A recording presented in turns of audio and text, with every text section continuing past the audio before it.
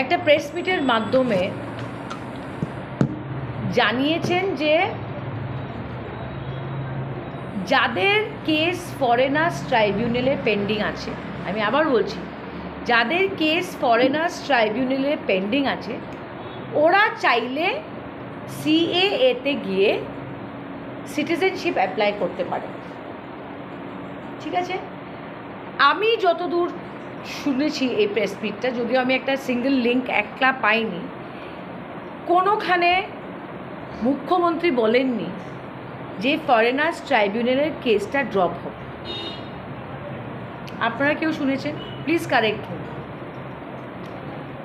Chief minister of Assam কোনো জায়গায় বলেনি যে ফরেনার্স ট্রাইব্যুনালের কেস ড্রপ হবে হিন্দু বাঙালিদের বা খ্রিশ্চানদের বা পার্সিদের।